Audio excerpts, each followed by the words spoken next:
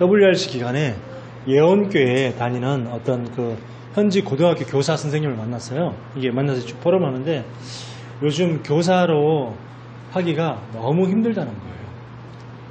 왜 그러냐니까 지금 그 인권이 이제 많이 대두되다 보니까 이제 그 교육기관마다 각 지방마다 지방교육청마다 학생인권조례라는 것을 만든 거예요. 학생인권조례. 그래서 이제 각 그 지자체에서 학생인권조례를 갖다가 만들어서 통과시킨 지자체도 있고 아직 통과시키지 못한 지자체가 있어요.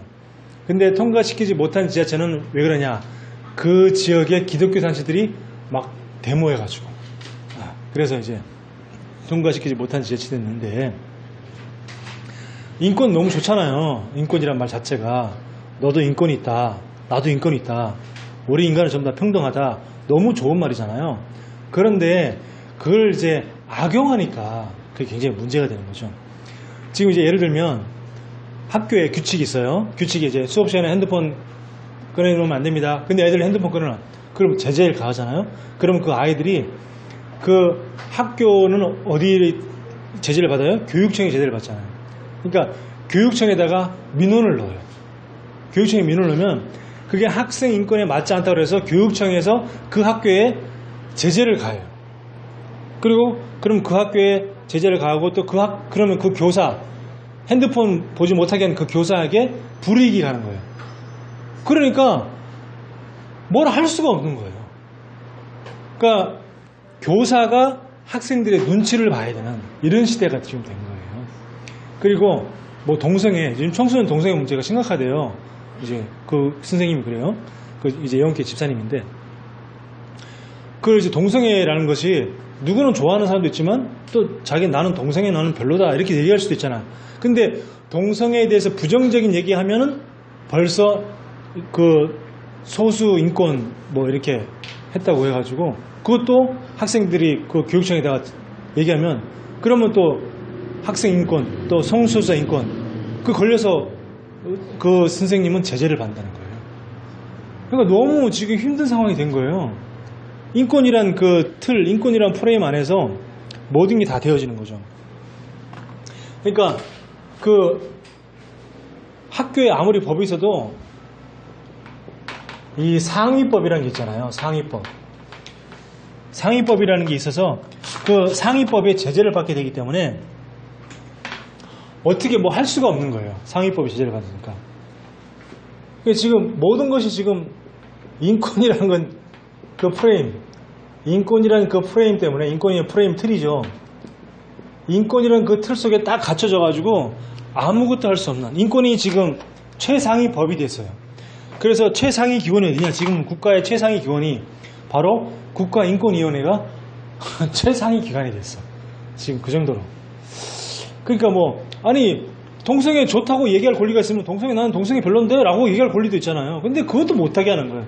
그 얘기하면은 인권 침해 이렇게 돼버리니까 지금 이렇게 됩니다.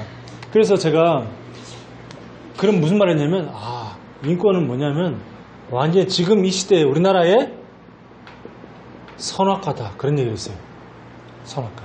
선악과라는 게 보기는 굉장히 좋은데 먹으면 독이 되고 죽게 되는 거잖아요. 인권이라는 것도 마찬가지로 보긴 너무 좋은데 그걸 갖다가 딱 내 것으로 인권을 딱 만들면 그 다음부터 완전 독이 되는 지금 그런 시대가 돼버렸어요. 그러니까 요즘 아이들은요 뭐 수업 시간에 떠든다 뭐 어떤 것도 안 통하는 거예요. 왜냐하면 그거 전부 다 학생 인권 침해 이러니까 다 모든 것이 다 인권이니까. 그래서 너무 요즘에 참 교사로 생활하기가 너무 힘든 그런 시대다.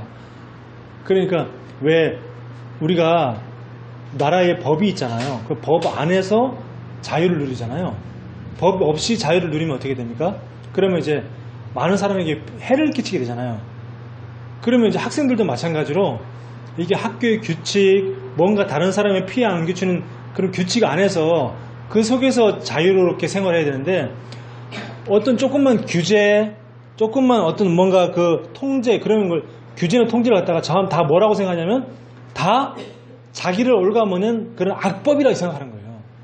학생들이. 지금 이렇게 되어버렸습니다. 그래서 우리에게는 가장 그 최고의 상위법이 뭐냐면 바로 하나님의 말씀이 우리 신앙생활의 가장 최고 상위법이에요. 그래서 말씀 위에는 어떤 것도 있으면 안 돼요. 말씀 위에. 어떤 것도 말씀 위에 있으면 안 됩니다. 말씀만이 세상에 우리 신앙생활의 가장 최고 상위법이기 때문에 그래서 모든 우리 살아가는데 선택, 모든 판단, 그게 기준이 뭐냐? 말씀입니다. 우리 살아가는데 모든 내가 이걸 할 것이냐 저걸 할 것이냐 모든 선택과 판단의 기준이 뭐냐? 말씀입니다. 그래서 말씀을 가지고 선택하고 말씀을 먼저 확인하고 판단하고 그런 다음에 이 말씀을 듣고 난 다음에 내가 할 수 있는 작은 실천하나를 딱 붙잡는 겁니다. 작은 실천하는 거. 그래서 이걸 갖다가 우리 주보에 나와 있습니다. 우리 체크리스트를 통해서 계속 확인해 가는 거예요. 계속 확인해 가는 거예요. 작은 실천하는. 내가 이번 주에는 어떤 것을 내 강단 말씀을 통해서 어떤 걸 내가 실천할 것으로 딱 붙잡았다. 그러면 나는 예를 들면 삼원을 내가 매일 하는 것이 내 실천할 것이다. 이렇게 잡으면 그 삼원을 갖다가 매일 체크리스트를 통해서 확인해 가면서 그걸 실천해 나가는 겁니다. 자, 이렇게 해주면 그게 나중에 어마어마한 역사가 일어나죠. 자, 그러면 오늘은 전도자의 삶 5번째 시간으로 이제 마지막이죠. 전도 전략 20가지. 전도 전략 20가지에 대해서 우리가 사도행전 1장 8절의 본문을 가지고 한번 보도록 하겠습니다. 자, 전도의 모든 것이 전도니까요. 전도의 기초 시스템이 있어요. 가장 기초 시스템인데 그게 뭐냐면은 바로 다락방. 아까 얘기했지만 다락방입니다. 제일 첫 번째 시스템이 내가 있는 현장에서 하나님의 계획이 있는 거죠. 내가 있는 현장. 내가 있는 현장에 하나님의 계획이 있음을 발견하고 그 현장을 내가 살리기 위해서 내가 말씀을 보고 기도하고 그게 바로 다락방입니다. 때로는 이제 같이 합심해서 같이 하고요. 그 다음에 팀 사역이 있습니다. 팀 사역은 뭐냐면 어떤 이 신앙이 떨어진 사람 혹은 믿음이 없는 사람에게 그 사람의 복음으로 답을 주는 게 팀 사역입니다. 자, 그리고 뭐냐면 미션홈. 이제 함께 모여서 삶을 나누고 모여서 전도를 위해서 기도하는 미션홈. 가정이죠. 그러면서 전문교회. 같은 직업에 있는 사람끼리 그 직업을 복음하기 위해서 예를 들면 무슨 피부 미용 그쪽을 그쪽 전문인들을 내가 복음하겠다. 그래서 그쪽 사람들을 전도하는 전문교회. 자, 그러면서 이제 지역을 살리기 위한 지교회. 이렇게 전도의 기초 시스템들이 딱 있습니다. 이게 뭐냐면 현장 전도를 위한 거죠. 자, 이게 5가지 시스템이고 두 번째 전도하기 위한 합숙 시스템이 있어요. 그게 뭐냐? 첫 번째 1차 합숙. 제가 1996년도에 1차 합숙을 이제 갔다 오게 되고 두 번째 팀 합숙이 있습니다. 팀 합숙은 제가 2002년도에 갔던 것 같아요. 96년도에 97년도인가? 97년도에 갔다가 2002년도인가 2003년도에 팀 합숙을 갔으니까 이제 꽤 몇 년이 흘렸죠. 자, 그런 다음에 70인 1차 합숙이 있습니다. 세 번째가 71차 합숙. 그리고 네 번째가 전문 합숙. 자기 전문 사역 있잖아요. 그래서 그 전문 사역을 갖다가 조금 더 활기 있게 그리고 힘 있게 하기 위한 전문 합숙이 있고요. 그리고 마지막 5번째가 전도 합숙이 있습니다. 전도 합숙은 저도 아직 안 가봤어요. 근데 전도 합숙에 가면은 다 이렇게 유언장을 쓴다고 하잖아요. 전도합석에 가면은 유언장을 쓰고 이제 내가 죽었을 미래의 나를 위해서 준 전도합석을 유언장을 쓰고 내가 앞으로 어떻게 살겠다. 내가 만약 지금 당장 죽는다 그러면 난 어떻게 살겠다. 오직 복음 전도를 위해서. 자, 이렇게 5가지 시스템이 있습니다. 자, 그러면서 전도할 수 있도록 훈련하는 훈련 시스템들이 또 있어요. 그게 뭐냐? 첫 번째가 전도학교. 옛날에는 이제 그냥 신학원인데 지금은 그냥 신학원이 아니고 전도 집중 신학원으로 이름을 바뀌었죠. 집중 신학원. 이렇게 이름 바뀌었고 이제 지금 이제 신학원 졸업하는 기준이 굉장히 까다로워졌죠. 30명 이상 영접해가지고 3명 이상 교회에 등록시켜야지 그래야지만 신학원 졸업할 수 있어요. 아무나 신학원 졸업 못해요. 3명 이상 교회에 등록을 시켜야 돼요. 그래야 졸업할 수 있어요. 자, 그 다음에 또 전도 집중 선교사 훈련을 지금 이렇게 졸업이 까다로워지다 보니까 지금 졸업한 사람이 전국에 몇 명 안 돼요. 지금 신학원 졸업한 사람이 전국에 몇 명 안 돼요. 그 정도로 지금 까다로워졌고 그 다음에 이제 이 신학원을 졸업하면 선교사 훈련을 저는 이제 청년 때 신학원을 졸업했는데 그때는 뭐 졸업하기 쉬웠어요. 4학기만 하면 되니까 무조건 4학기만 이렇게 수료만 하면은 신학원 졸업하게 되니까 쉬워졌는데 지금 이제 3명 이상 교회를 등록을 시켜야 되니까 지금 굉장히 힘들어졌죠. 자, 그 다음에 네 번째가 이제 RTS 우리 렘넌트 신학교 RTS. 다섯 번째가 RU. 예, 이렇게 해서 5가지 전도 훈련 시스템들이 우리에게 있습니다. 그리고 이제 네 번째로 뭐냐면 전도를 지속하기 위한 지속 시스템이 있어요. 그게 뭐냐면 이 전도를, 이 복음을 후대에게 전해줘야 된다. 가장 중요한 게 우리 후대, 렘넌트 사역이죠. 우리 후대에게 이 복음과 성경적 전도를 갖다가 전달해줘서 우리 후대가 또 세계복음할 수 있도록 렘넌트 사역. 그 다음에 렘넌트에게 가장 가까운 게 뭡니까? 사실은 문화거든요. 이 문화를 완전히 지금 사단문화, 귀신문화, 흑암문화 이런 문화이기 때문에 이 문화를 바꾸는 문화사역. 문화사역.